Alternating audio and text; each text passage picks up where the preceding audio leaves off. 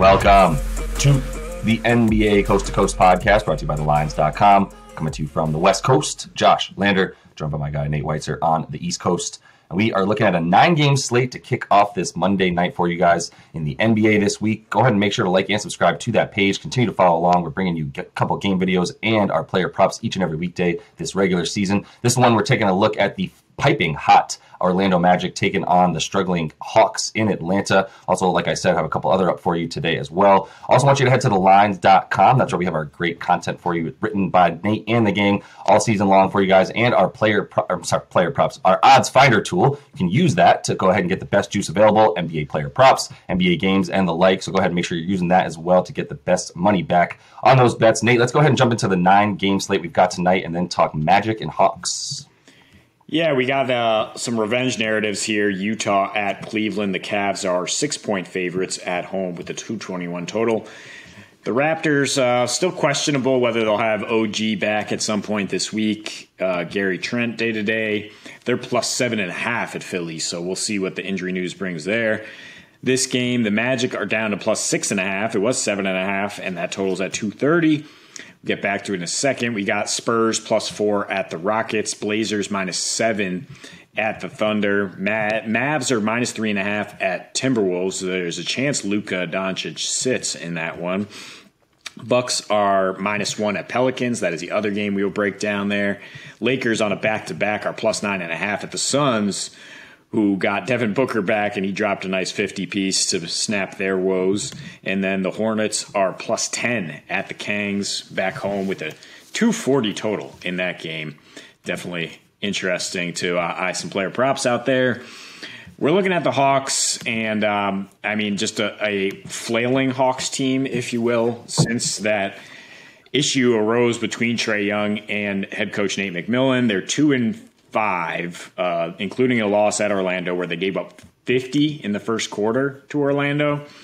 It's really hard to take an under with this team right now, given the fact that they will just hemorrhage points at times. So maybe we are more intrigued at the over. I mean, at first glance, I'm like, why is Orlando such a big dog? How much value can I get on Orlando just winning this game? And then what do I want to parlay with to potentially double that value? Is it the Orlando money line and the over plus 450 or the under plus 500? I think I lean slightly towards the over because we're saying, why is Atlanta continuing to lose games? Because their defense is awful per usual, but it's particularly awful without John Collins and with DeAndre Hunter either out or banged up. Same thing really applies to Clint Capella and DeJounte Murray out.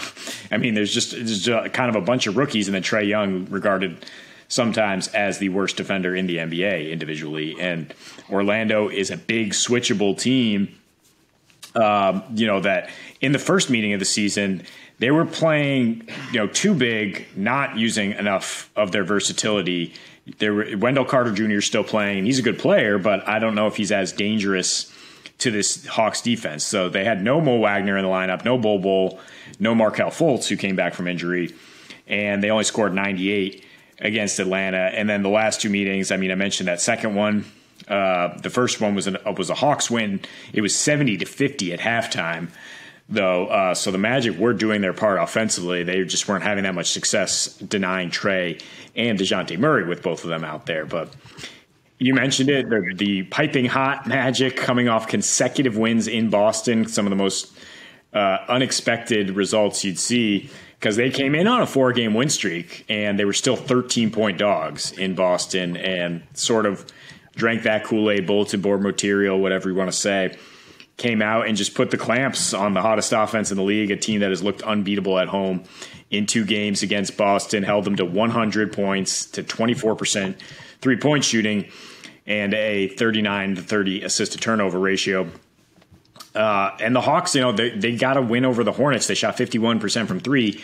That's an anomaly from what we've seen from this team. They've been just awful from beyond the arc. The previous 8, they were shooting 32%. And Orlando's the number 2 three-point defense on the road.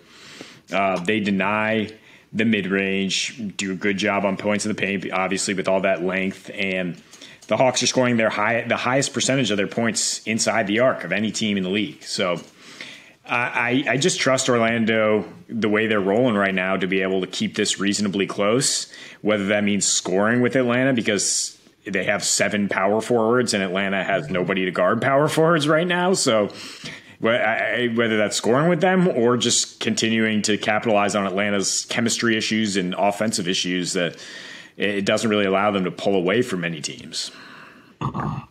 Yeah, I mean, what's really interesting to me about the way Orlando's winning is that they aren't really doing anything differently in terms of their style of play.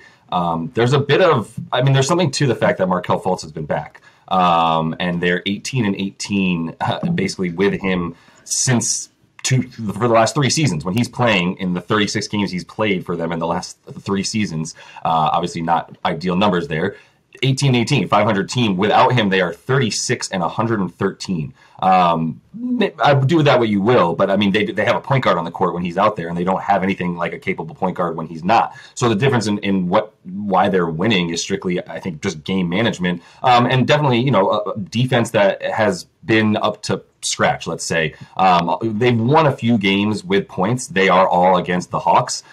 So it is a game where, in their wins, Orlando is scoring 113, versus when they're losing, they're only scoring about 106, but not that big of a difference. There's much larger disparities. So it's really just a matter of, are they sort of taking advantage of their possessions? Obviously, their offensive rating and their efficiency, that's what goes up in their wins, much more so than anything else. And once again, that's a direct result, efficient offense, of actually having a point guard on the court there. Bol also gets some flowers, and then Mo Wagner, not Franz, Mo Wagner gets some flowers as well in those last 8 games or so that they've been playing without Wendell Carter Jr., who was wildly important to their team, it seems, before Mo Wagner decided that he was also going to come in and play with like 108 defensive rating individually, which is plenty for him. That's very, very good for him because of what he's also bringing on offense in his 28 minutes a game during that time frame. And that's going to be a problem, once again, for a team that doesn't have Clint Capella, and Trae Young's efficiencies clearly are a little bit hampered by that. He also doesn't have John Collins, another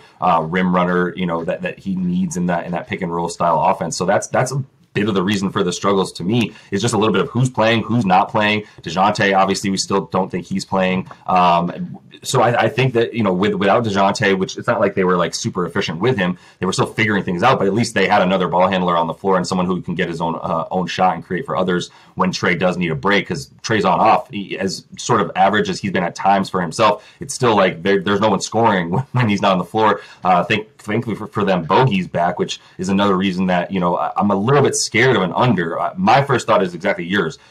Like, this is at 7.5 at this point, 6.5, depending on where you find it for Orlando. Just go ahead and smash that if you like. I'll go ahead and take a little bit of that money line magic as well for the Magic, and see if I can't get, that plus 220 or so in certain places for them.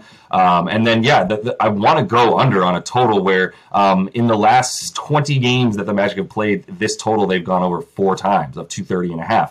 Obviously, one of those was the Hawks. And it's not like I feel as comfortable just using that math to get there, because of the fact that I do think that if they win this game, they're probably putting up close to 115, 117 points to be able to, because the Hawks, that's all they're going to be able to do. I think they're going to give up points, and you can feel good about, Orlando taking advantage of that, especially now, with nobody that I would be really concerned about for their offense missing. Everybody's there for them. So on the road, they do struggle way more on offense, but this is the time for them to sort of right that ship, considering how bad the Hawks have been on defense just everywhere, like you said. So versus the East in general, they're 11-11 against the spread. They're covering by like 2.5 points. I think you watch what they're doing. It's all these top tier teams in the East over the course of the last 2 weeks, beating Toronto twice and beating the Celtics on the road twice, as we said. That also fares well for the way that I think that they feel a little bit more confidence playing these teams that they know and are a little bit more familiar with, since they've still got so many young guys. Yeah, it's interesting. There's like a direct correlation, it seems, between when the Hawks lose and when they go under, at least on the broader trend side. It's like they're 5-9 to the over after a win. They're also 5-9 straight up. Same kind of trend with division games, same kind of trend when they're listed as home favorites, and they've not been covering at all consistently as home favorites. The Magic, like you mentioned, their offense is a little bit of a struggle bus on the road. And when they do go over the Magic, it tends to be against Western Conference teams. I mean, they're 7-13 to the over against the East here, and going under by an average of 6 points per game on the road. But I mean, these are all just trends, and it's kind of an anomaly when you look at how the Hawks play, which is you don't know what you're going to get in terms of effort, in terms of chemistry on offense or defense. So, I mean, we're circling around the fact that the total is just much less reliable here than trying to back Orlando to cover. And like you said, you might as well sprinkle some on the money line, because it's like it's feast or famine with this Hawks team right now. What you're going to get from them on a nightly basis in Orlando, you might as well see how long you can ride this little hot surge from them. I mean, they got a lot of talent on the roster for sure. And right now they're healthier than Atlanta by far. And they seem to like playing with each other. I mean, don't underestimate the joy of actually playing with each other versus Atlanta, which is just kind of falling apart here, and finger pointing and whatever arose at the beginning of this month between Trey and the head coach. And so, I mean, yeah, +7 is too big, and +220 is a lot of value to get a team that could easily win this game. Yeah, 100%. And I thought you were going to say, don't underestimate the value of friendship. You could have really nailed that one home. But either way, yeah, it is about liking your teammates as well. I mean, if you look at that, like you said, just the talent on that roster, if you just look at the starters for tonight, I mean, Bogey will probably be in there, DeAndre Hunter and Trey, and then Okongwu and Jalen Johnson, Aaron Holiday, fine, whatever. But if you're looking at who's starting, if you do believe in this bowl surge of super efficient offense, I mean, his defense still leaves a lot to be desired. But if you're 7 feet tall and bringing the skill set that he's bringing right now and taking advantage of your matchups the way he is, Franz Wagner, Paolo, Cole Anthony, and Markelle Fultz, or Mo Wagner and Markelle Fultz, like, I think I'd like those starting lineups just as much as anything. So that +7 is just way too much. It's not like Orlando has done that much worse on the road in any way other than just not playing as well on offense, but still bringing the exact same level of defense. If there is anywhere that Atlanta can take advantage, it's turnovers. If Orlando is going to turn the ball over too much, Atlanta does take advantage of that. Scores, I believe they're in the top 7 or so in the league in terms of